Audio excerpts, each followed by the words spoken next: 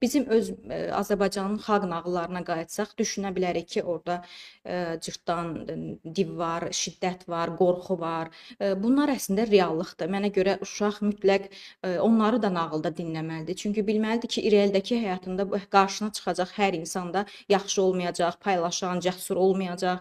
Mütləq elə o nağıllarda görəcək, özünü o şeyə hazırlayacaq. Məsələn, qəhrəman divlə qarşılaşanda neynədi və yaxud ona şiddət göstərən birinə necə sərhəd qoymalı idi. Amma biz kör-körəni oxuyuruq da bəzən. İndi hər evdə də bir nağılçı ana yoxdur axı. O zaman analar necə eləsin? Mən anayam və övladıma ancaq layla oxuya bilərəm. Aha. Nağılı necə oxuyum ki, mən onu çatdırım ki, balam, baxın, burada div əslində div belə elədi, sən həyatda belə edəcəksən. Yoxsa elə biz nağılı danışırıq, artıq onun şuur altısına oturur ki, gələcəkdə nə etmək lazımdır. Mənə görə övladın ən gözəl nağılçısı elə anasıdır.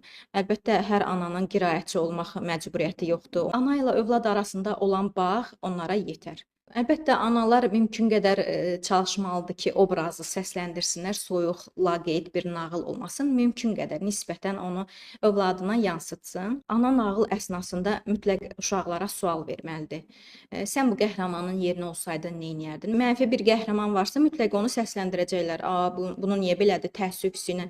Və yaxud da mən belə olsaydım heç belə etməzdim. Amma bəzi uşaqlar isə düşünür, daşınır, özlüyündə mühakimə eləyir, amma onu səsli olaraq bildirmir. Mütləq ana burada düşünürəm nağılda ortaya girməlidir. Sən olsaydın nə edərdin? Bəs sənin bu qəhrəmana münasibətin necədir? Və yaxud müsbət bir qəhrəmandırsa, sən də burada belə davranardınmı? Bu kimi suallarla onları ortaq eləməlidir o nağıla. Bu şəkildə uşaq mütləq nağılı dərindən dərk eləyəcək. Sonda isə daha yaradıcı etmək üçün, məsələn, nağıllarda və yaxud böyüyüblər artıq hekayədirsə, nağılları sonluğu özümüz fikirləşə bilərik. Dayandırarıq, kitabda olan sonluğu oxumamış dayandırırıq, övladımıza sual veririk.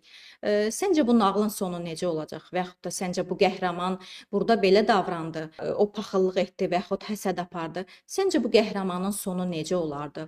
Məsələn, o hər kəsə qarşı aqressivdir, əsəbidir. Ətrafında səncə dostluqlar, insanlar çoxmu olacaq? Bu şəkildə düşünürəm, həm onların yaradıcılıq, düşünmə qabiliyyətini də inkişaf elətdirmiş olarıq.